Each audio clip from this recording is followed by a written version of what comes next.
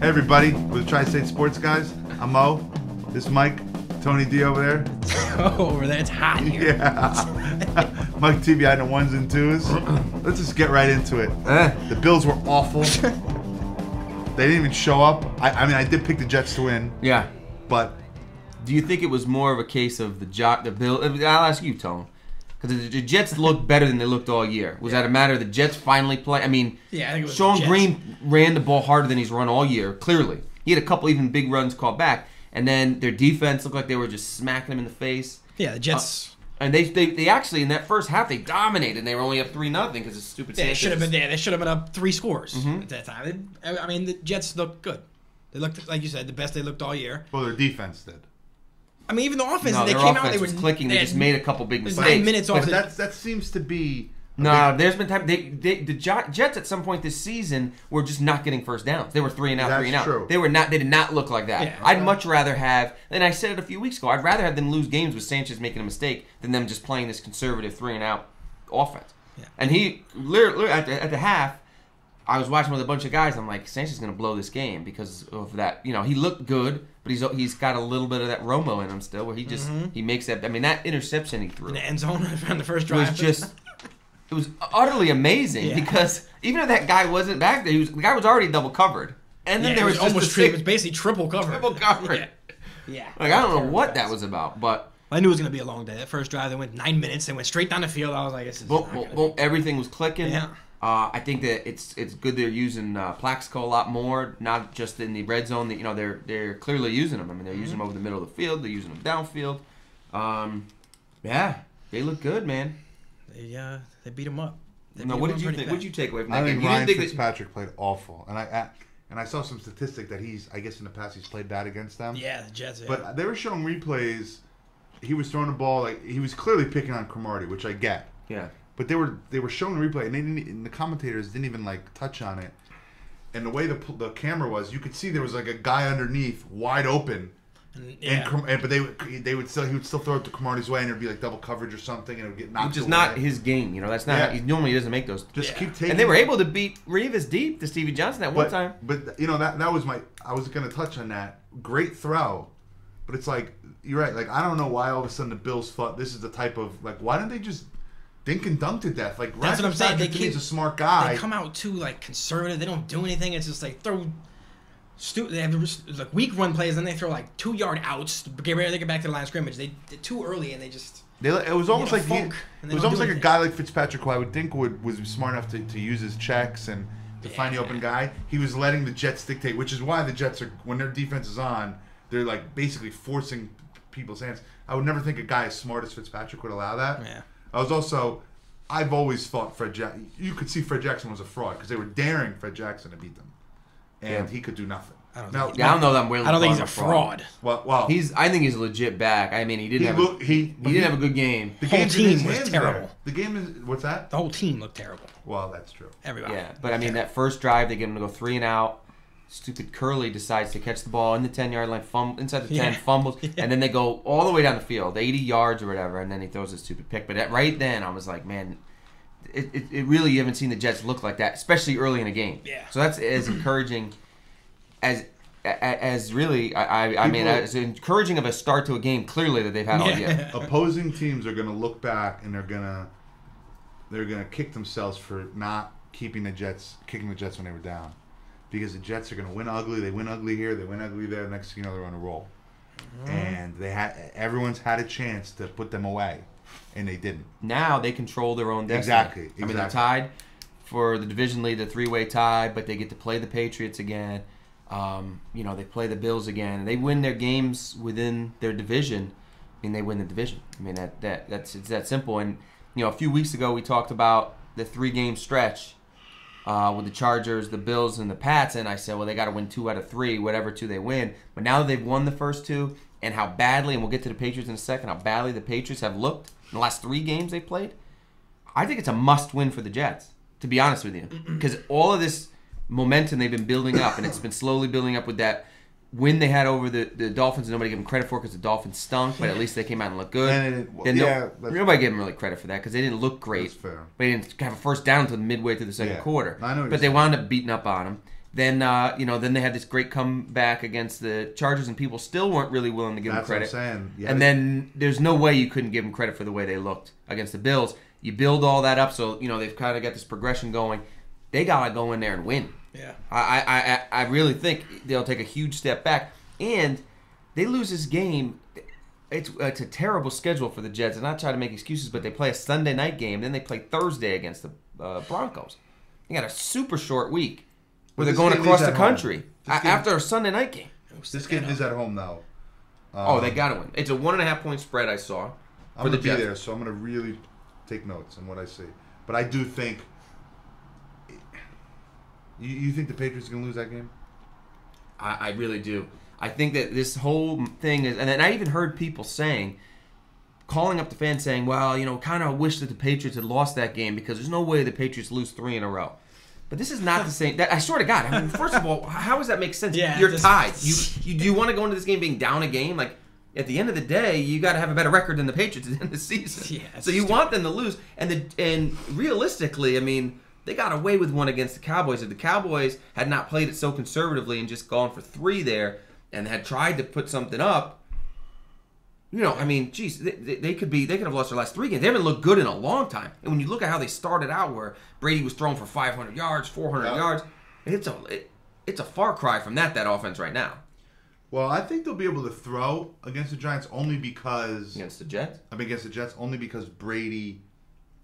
once again, I could be totally wrong. I feel like he's the type of guy, he just takes what they give him. And Wes Welker is that perfect guy to just come over the middle. And the Jets seem to be willing to give up that type of play. But it's amazing how bad their pass defense is. Now, I know that they're always ranked 32nd, so you know that they're bad. But it's like, at some point, you have such a good offense, and you clearly don't spend any draft picks on wide receivers or running backs. So why don't you have any defensive players? Let's get into... You know what I mean? Let's get into that game. Let's break down that game a little bit, the Giants game. So, one of the few times, I'm not a guy who roots against the Giants, but I'm never really rooting for them, but... Obviously, that was a game where Jets and Giants fans came together and we're all rooting for the G-Men last week. And, through the first 3.5 quarters, their pass defense looked fine. I mean, Eli had a bad game. He only completed he completed 51% of his passes. We're going to get into this in a little while. Yeah. Let's get into it right now. No, we're going to get into... I never understand why defenses change and their philosophies change with 10 minutes to go in the game. The last 4 minutes of that game was insane. Defensively, the way it was played. Right. You can't lose a game if you're a Patriot fan when Ahmad Bradshaw and Nix are not playing. No way. You can't. No way you could lose that game. And, I don't know, maybe... I think that Eli did not have a good game on top of the fact that maybe their defense played a little bit better in the first 3.5 quarters because he was missing guys. He threw that terrible pick. But one thing you got to give Eli credit for is when he needs to get scores, he gets scores. Yeah, he does. And he puts them together, you know what I mean? And that last drive... he got some breaks. That catch that Ballard made was unbelievable. Yeah. And then that stupid pass interference play on the goal line. I mean, it gave him the game, but what the hell was that guy doing? He just wasn't looking at anything, just ran right into him. Eli's very good at not letting the previous throw bother him. He's like a closer. And you know what's weird? He doesn't care that he threw the ball in quadruple coverage. And what's weird? That last play. What frustrates Giants fans, even Giants fans that like Eli, is they hate that he always has that shucks look. But it's good. But it doesn't matter because he does have a very short memory, and he is one of those guys that could look awful all game, almost like a Ben Roethlisberger who could look bad all game, but when you need a play, he makes a play, and that's what makes Eli good. You're never out of the game with him because he is capable of just running off 5 to 6 straight completions. Mm-hmm. But as good a win it is for the Giants, I think it's equally as bad a loss. It's because the Patriots, on paper, were much better than the Giants, given all these Giant injuries. Yeah.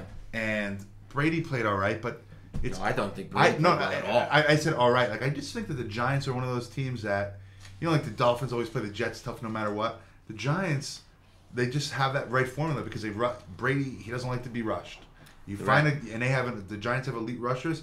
You get Brady a little happy feet, and it's a little off here, a little off there, and their receivers are awful. Right. Well, right. Deion Branch is still catching touchdowns. Yeah. What's weird is their deep threat is actually both their tight ends. Yeah. And with Hernandez dealing with this injury, and he's not as explosive as he was, that really hurts him because all of that underneath stuff that they get, to Branch and to Wes Welker, is set up with the fact that the middle of the field, they're sending guys downfield. That's why when Moss was playing well, that's why they were so good.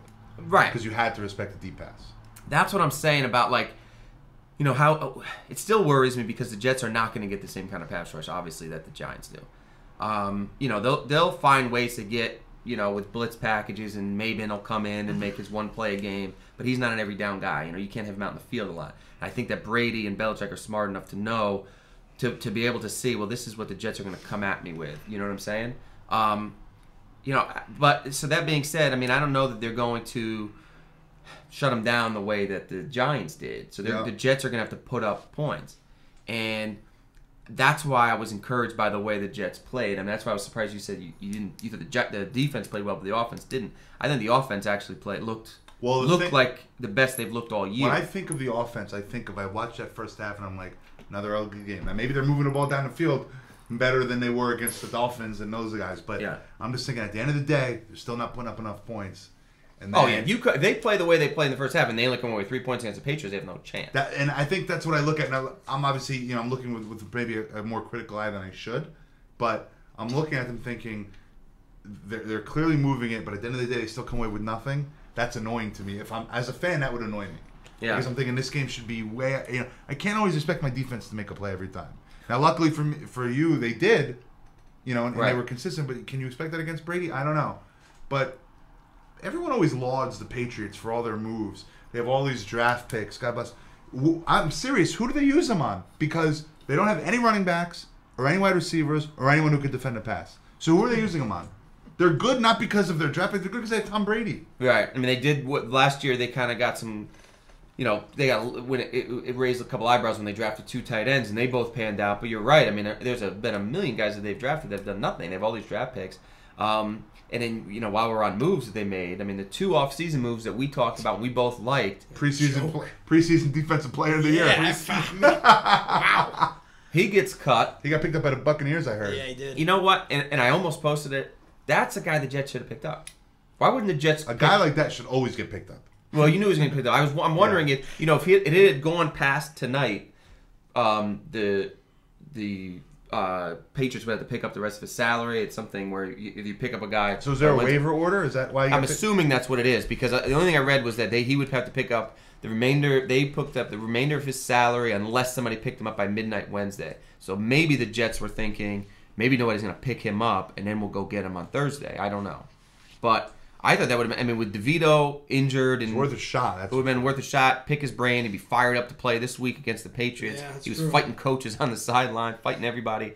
But then Ocho Cinco, my God, he is terrible. He is just. Yeah, he's still tweeting away. I know you don't follow him. He still tweets all the time. They said, I don't follow. I follow him on Twitter. I only follow a few people, but I follow Bill Simmons. And he said they couldn't have fit Ocho Cinco into Hainsworth's suitcase when they shipped him out of there. You know, I mean, it's like, you know, even hit some of his tweets, he's like basically just, you know, how do people handle bad situations? Give me some advice. Like, he's shot. But I still don't get, like, how do they not have any skill players that they have through the draft? I don't care that they're always good. And they're not the only team that's good. And Ben Jarvis Green Ellis was undrafted. The one, and he's all right, Really? but he was. I think he was undrafted. Well, he drafted what's his name, Maroney. Yeah, I think Ben Jarvis Green Ellis. Maybe we'll look that up, but I'm pretty sure he was undrafted, and he's been solid. Now that's the thing that really killed the Jets last time they played him. The Jets played him pretty tough, but you can't let Ben Jarvis Green Ellis run for 120. He did that against them last year too on Monday night. I remember that game. That definitely cannot happen this week. I mean, you're gonna have to keep him under 60 yards. Make Brady throw the ball, because Brady could throw 350 and they could lose because of the way, you know, he'll throw 350 over 50 passes. You think they win? I do think they win, and I think it's going to be. Win. I think it's going to be you start your cars in the fourth quarter type of win. Wow, Tony. I'm gonna go with the Patriots. Oh, I'm gonna go with the Jets. You're not staying until the end of the game anyway. There's no shot. Probably not, but I'm gonna go Jets. I'm gonna go Jets. When we come back, we'll get into some other stuff. We'll be right back with a Tri-State Sports, guys.